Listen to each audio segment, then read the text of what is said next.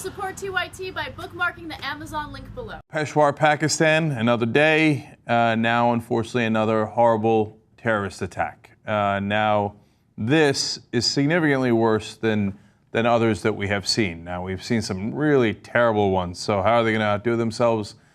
Well, the Taliban in this case hit a school filled with children. And it wasn't a minor hit, it was a major, massive, devastating hit. 141 people were killed. Of them, 132 were children. The students were 12 to 16 years old.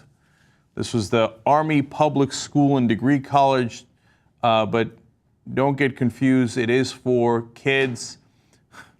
Taliban claimed that they were trying to avoid the really young kids. Wow, thank you so much. Didn't really do the job, if that's what your goal was, and of course it's not. So here is the Taliban representative. They said, we selected the Army school for the attack because the government is targeting our families and females. We want them to feel the pain.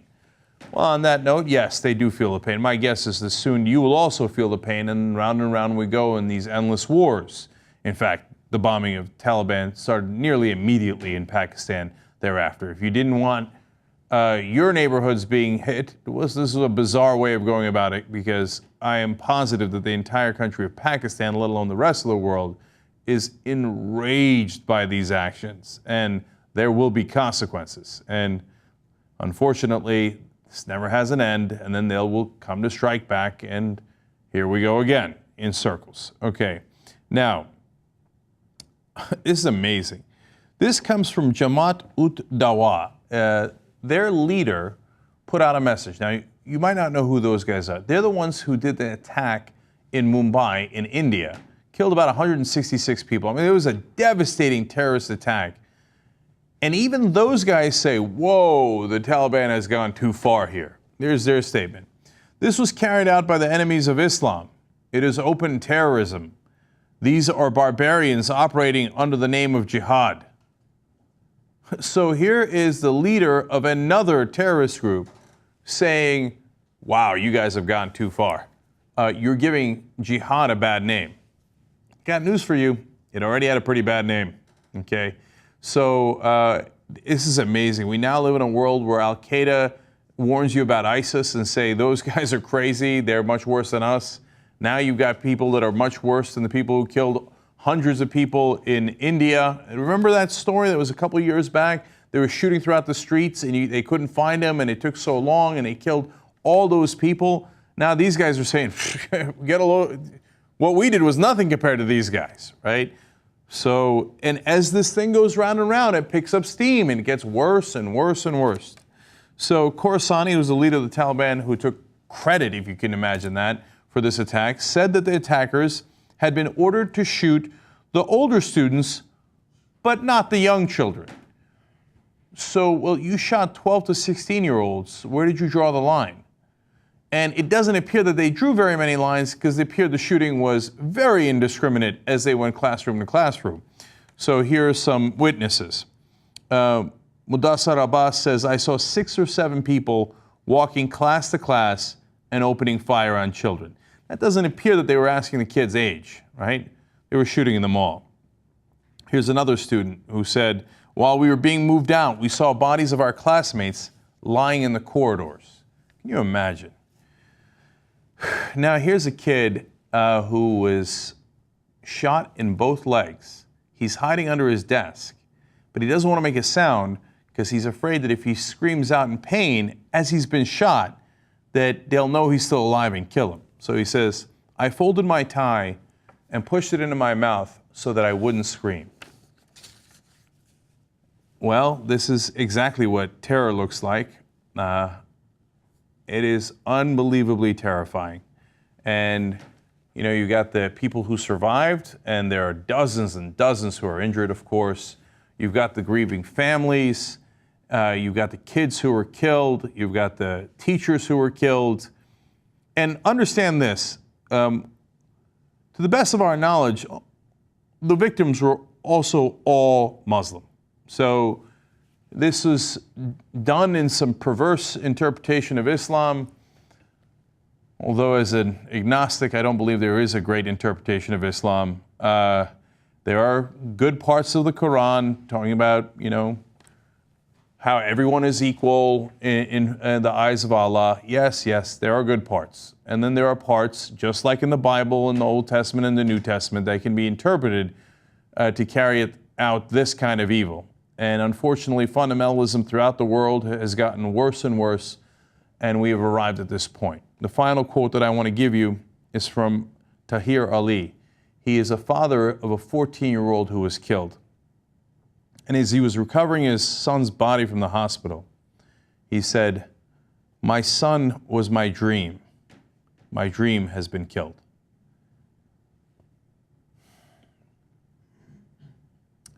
What do we do in a world full of fundamentalists who resort to violence, who don't listen to reason, who actively fight against logic and reason? You can't have a conversation with them. You can't reason with them. You can't talk sense into them. They don't care about sense. They actively oppose sense. You hit them, they hit you back. You bomb from the sky, they say, "Oh, you killed my civilians." And sometimes that is true. Okay? Or you killed my leaders. So that is oftentimes also true. They say, "Okay, now I'm going to respond by killing your children." Then we go and we bomb them more. So violence hasn't gotten us to the answer. We've been doing this war on terror for over 13 years now. And where has it brought us? Where has it brought Pakistan? Where has it brought all of these countries? On the other hand, as I see this, every human instinct in my body, and I'm sure for a lot of you, is to strike back. I mean, as I read that father's quote about his son, I mean, the anger that rises up in all of us is undeniable. There are no easy answers here. I do know one of the problems, and that is the religion itself that says, do not listen to reason, get rid of logic, and sense be damned. Only rely on an ancient text that was oftentimes written by power-hungry men for their own purposes thousands of years ago. Rely on that, take the most vicious parts, and then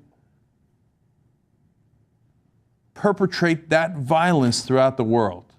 And we're supposed to just sit here and respect that. Well, I don't respect it at all, at all. Your religion, and it's not just Muslims, it's also Christians, it's also Hindus who strike out against Muslims, and lately in Myanmar, Buddhists who strike out against Muslims. It happens to all the different groups, they are victims, and Muslims often do it against other Muslims, as happened in this case. But all of your religions, with all of their nonsense texts and dogma, they are wrong. God did not speak to a bush. There was no such person as Moses. There's hardly any historical record of a guy named Jesus, let alone what he said, which was documented decades and decades later, and then agreed upon which text they would keep and lose hundreds of years later after this supposed Jesus of Nazareth lived. And then the history of Muhammad is, yes, historical. It's also historical that he wanted land and power and women, and he used this text to get it. That I understand. You can call it terrible, but we've had empires throughout the history of the world. What I can't understand is 1,400 years later, in the case of the New Testament, 2,000 years, Old Testament, more than 2,500 years later, we would be listening to people who had no earthly idea how things worked. They thought the stars were little holes that God had pricked into heaven so you could see the light of heaven. They didn't know anything. They were almost literally cavemen. They made up these stories so that they would have something to believe and something to make sense of the world, because they didn't have science then, they didn't have facts, they didn't have the knowledge that we have today. And we have those things. We know they're not pinholes in the sky that brings us the light of heaven. We know that they are stars and galaxies and universe. We know these things, yet people still cling on to this madness, which leads to this result. It doesn't always lead to it. Not every religious person is a bad person. Of course, my hero is Martin Luther King Jr. He was a reverend, talked about Jesus all the time. I understand that. But religious people, you know, you certainly have a responsibility too. Read your books, read the Bible, read the Quran. And don't skip over the atrocious and vicious and honestly genocidal part of the books. And they're in all of them. And don't point fingers at the other religions, pretending the one that you happen to be born into is just the perfect one. You got so lucky. Isn't that funny how everybody got lucky that the religion they're born into is the right one? And everybody else got unlucky when they were born into a different religion? Do you not have any sense of reason? How could that possibly be true? But yet you all cling on to it and you all make excuses and you rationale and if we dare to tell you what is obviously true, you get so offended. Well, this is what I'm offended by.